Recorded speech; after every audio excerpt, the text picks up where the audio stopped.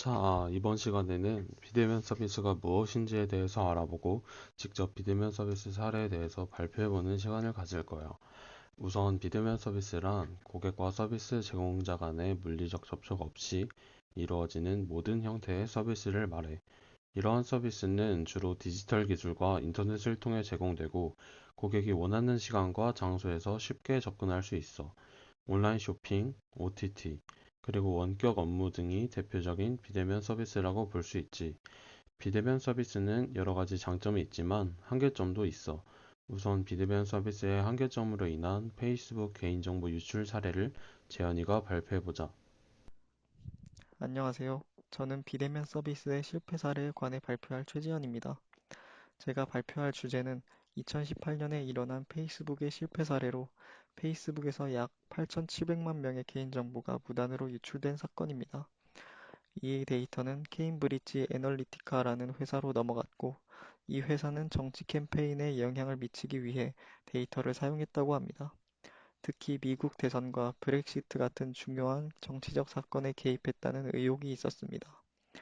사용자들이 설문조사 앱을 사용할 때 자신의 정보뿐만 아니라 친구들의 정보까지도 동의 없이 수집되었고, 이렇게 유출된 정보가 악용된 것이 큰 문제였습니다. 이 사건이 중요한 이유는 단순한 개인정보 유출이 아니라 전 세계적으로 큰 영향을 미친 사건이기 때문입니다. 개인정보가 제대로 보호되지 않으면 이렇게 우리 삶과 사회에 직접적으로 영향을 미칠 수 있다는 점을 보여줬습니다. 그리고 페이스북은 이후 엄청난 벌금을 냈습니다. 미국 연방거래위원회로부터 50억 달러라는 역대급 과징금을 부과받았습니다. 이 사건은 단순한 개인정보 유출을 넘어 우리 사회와 삶에 얼마나 큰 영향을 미칠 수 있는지를 보여주는 중요한 사례입니다. 비대면 서비스가 점점 확대되고 있는 오늘날, 개인정보 보호의 중요성을 다시 한번 깨닫게 해주는 계기가 되었습니다. 앞으로는 페이스북 같은 소셜미디어를 이용할 때 개인정보 설정을 꼭 확인하고 필요한 정보만 제공하는 습관을 가지는 것이 중요하다고 생각합니다. 이상으로 발표를 마치겠습니다. 감사합니다. 재현이가 비대면 서비스의 한계점으로 인한 페이스북의 개인정보 유출 사례를 잘 발표해 주었어. 이번에는 서건이가 비대면 서비스의 실패 사례에 대해 발표해보자. 안녕하세요. 비대면 서비스의 실패 사례에 대해 발표하게 된 이석원입니다.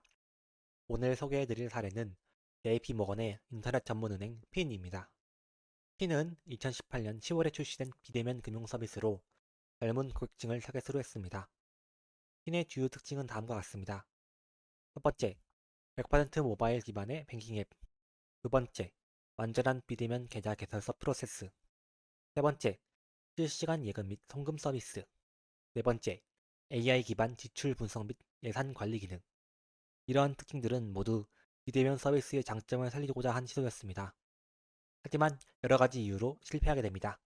첫째, 기존 JP모건 모바일 앱과 차별화가 부족했습니다.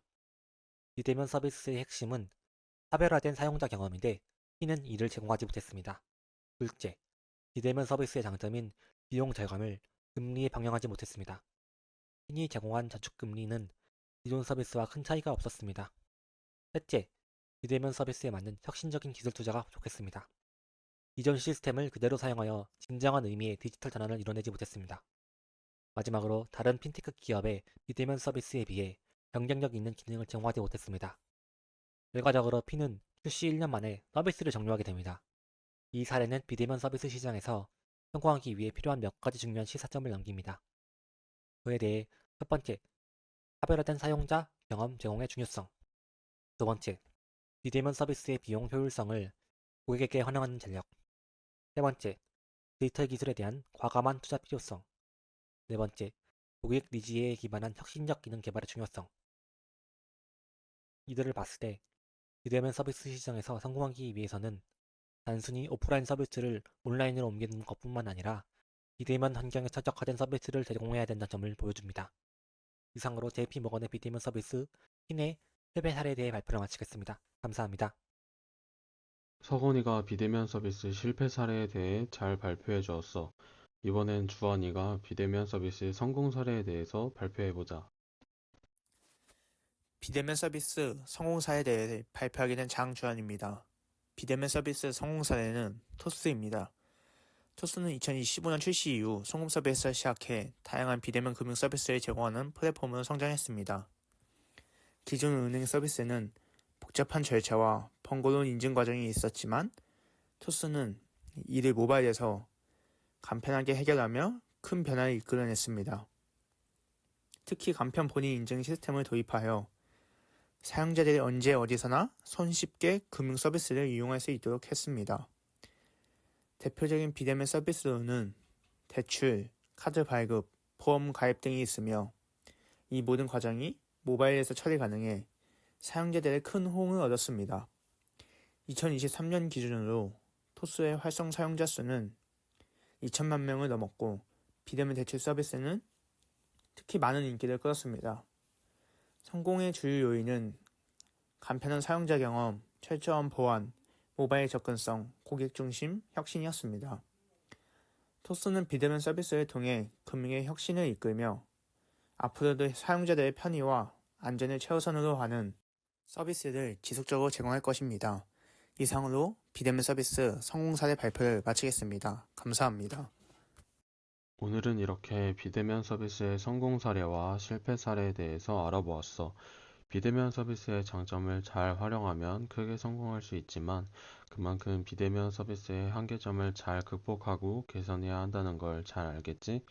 그럼 오늘 수업은 이것으로 마치도록 할게.